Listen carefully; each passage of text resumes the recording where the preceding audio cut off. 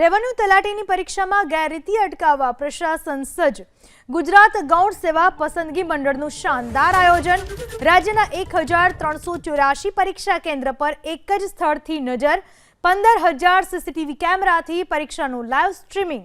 રાજ્યના ઇતિહાસમાં સરકારી ભરતીની પરીક્ષા પ્રથમ વખત લાઈવ।